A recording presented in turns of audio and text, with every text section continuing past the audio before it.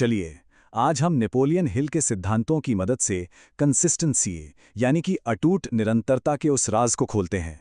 ये उस ताले की चाबी है जो अक्सर हमारी असली क्षमता को सालों तक कैद करके रखता है। जरा सोचिए, जब कोई आज आईने में देखता है तो उसे क्या दिखाई देता है? क्या एक विजेता नजर आता है, या फिर कोई ऐसा इंसान जो बहानों के बोझ तले अपने सपनों को कहीं पीछे छोड़ आया है? यह सवाल अक्सर मन में उठता है कि आखिर शुरुआत तो जोरदार होती है, पर सफर बीच में ही क्यों दम तोड़ देता है? और ये कोई एक दो लोगों की कहानी नहीं है। सच तो ये है कि दुनिया के 97% लोग, जी हां 97%, इसी जाल में फंसे हुए हैं। वो शुरू तो करते हैं लेकिन फिर रुक जाते हैं। उनकी सुबह एक नई उम्मीद के साथ होती है और रात रात गहरे अफसोस में डूब जाती है। सिर्फ 3% लोग ही उस पार पहुंच पाते हैं, अपने लक्ष्यों तक। तो इस सफर में हम क्या क्या देखने वाले हैं?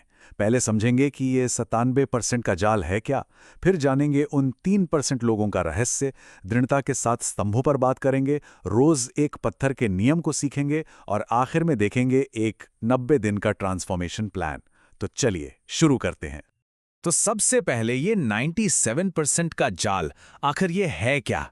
ये वो चक्र है जिसमें ज्यादातर लोग फंसकर रह जाते हैं, जहां शुरुआत में जोश तो बहुत होता है लेकिन नतीजा सिफर।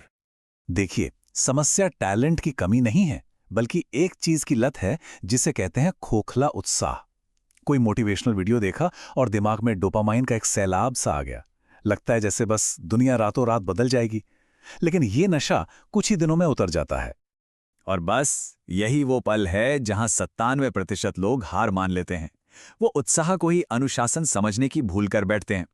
उत्साह तो बस एक फीलिंग है जो आती है और चली जाती है, लेकिन अनुशासन अनुशासन एक सिस्टम है, एक ऐसी प्रणाली जिस पर हर दिन भरोसा किया जा सकता है, चाहे मूड कैसा भी हो। निरंतरता की कमी सिर्फ एक बुरी आदत नहीं है, ये तो धीरे धीरे आत्मविश्वास को दीमक की तरह खा जाती है। हर बार जब कोई खुद से किया वादा तोड़ता है तो उसके आत्मविश्वास की इमारत से एक ईंट गिर जाती है, जब तक कि वो खुद पर यकीन करना ही ना छोड़ दे। तो सवाल यह है कि वो 3% लोग ऐसा क्या अलग करते हैं? क्या उनके पास कोई जादू की छड़ी है जो बाकियों के पास नहीं? चलिए उनके इस रहस्य से पर्दा उठाते हैं। क्या वो किसी और मिट्टी के बने हैं? नहीं, बिल्कुल नहीं। उनके पास बस एक ऐसी शक्ति है जिससे बाकी दुनिया डरती है, और वो है बोरियत को गले लगाने की ताकत। सफल लोग वो उबाऊ काम करने की काबिलियत रखते हैं जो बाकी लोग टाल देते हैं। वो प्रेरणा का इंतजार नहीं करते, वो अपने सिस्टम पर भरोसा करते हैं। नेपोलियन हिल की पूरी फिलॉसफी को हम 7 मजबूत स्तंभों में बांट सकते हैं। ये सिद्धांत किसी भी बड़े लक्ष्य की नींव की तरह काम करते हैं। पहला है एक निश्चित मुख्य उद्देश्य, क्योंकि बिना मंजिल के गाड़ी कहीं नहीं पहुंचती। दूसरा, एक ऑर्गेनाइज्ड प्लान जो बड़े से बड़े लक्ष्य को छोटे छोटे रोज किए जा सकने वाले कामों में तोड़ दे। तीसरा, दृढ़ता, मतलब असफलता को एक सबक की तरह देखना, न कि रास्ते का अंत। और चौथा, मास्टरमाइंड ग्रुप, क्योंकि सही लोग आपकी रफ्तार बढ़ा देते हैं। जैसे अमीर बनना है, ये कोई लक्ष्य नहीं है, ये तो बस एक खोखली इच्छा है। लेकिन अगले 12 महीनों में अपने बिजनेस से 1 लाख कमाना है, ये एक निश्चित उद्देश्य है। लक्ष्य एकदम साफ और नापने लायक होना चाहिए। पांचवां स्तंभ है अवचेतन मन की शक्ति, यानी अपने लक्ष्य को सच मानकर उसे हर दिन महसूस करना ताकि वो हकीकत बन जाए। छठा है तुरंत फैसले लेना, क्योंकि टालमटोल मौके की दुश्मन होती है।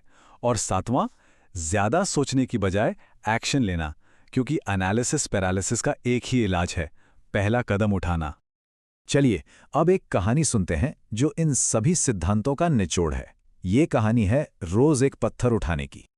एक छोटे से गांव में एक मामूली से कारीगर ने ठान लिया कि वो गांव की सबसे ऊंची पहाड़ी पर एक शानदार मंदिर बनाएगा। गांव वाले उस पर हंसे, बोले न तुम्हारे पास पैसा है न औजार। लेकिन उसने बस अपना एक छोटा सा नियम बनाया। वो रोज सुबह सिर्फ एक पत्थर अपनी पीठ पर लादकर पहाड़ी की चोटी पर रखकर आएगा, बस एक पत्थर। 1 महीना गुजरा, पहाड़ी पर सिर्फ 30 पत्थर थे। लोग बोले ये तो पागलपन है। 1 साल बीता, वहां पत्थरों का एक छोटा सा ढेर लग गया। लोग कहने लगे ये तो अपनी जिंदगी बर्बाद कर रहा है। 5 साल बीत गए और फिर एक सुबह गांव वालों ने देखा कि पहाड़ी की चोटी पर सूरज की पहली किरण एक विशाल खूबसूरत मंदिर पर पड़कर चमक रही थी। सब हैरान होकर पूछते हैं, अरे ये चमत्कार हुआ कैसे? और वो कारीगर शांति से जवाब देता है, ये कोई जादू नहीं है, ये तो बस गणित है।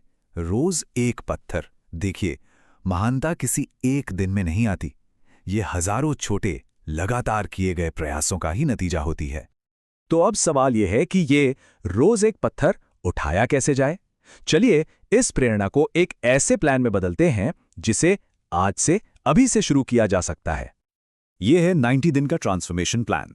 पहले 30 दिन आदत बनाने के हैं। लक्ष्य सिर्फ 5 मिनट के लिए हाजिर होना है, परफॉर्मेंस नहीं। अगले 30 दिन पहचान बदलने के हैं। सोच ये बनानी है, मैं वो इंसान हूं जो रोज एक्सरसाइज करता है। और आखिरी 30 दिनों में मोमेंटम का जादू शुरू होता है। तब आपको खुद को धक्का नहीं देना पड़ता, बल्कि उस काम को रोकना नामुमकिन हो जाता है। तो अब बात आती है एक आखिरी चुनाव की। ये चुनाव काम करने या न करने का नहीं है, ये दो अलग अलग तरह के भविष्य के बीच का चुनाव है। एक बात हमेशा याद रखनी चाहिए, अनुशासन का वजन कुछ ग्राम का होता है, लेकिन अफसोस का वजन वो टनों में होता है। आज का थोड़ा सा दर्द उस गहरे और कड़वे पछतावे से कहीं ज्यादा बेहतर है जो बाद में महसूस हो सकता है। एक रास्ता है 97% वाली भीड़ का, जहां आराम है, हजारों बहाने हैं और अंत में बस एक सड़ा हुआ अफसोस है।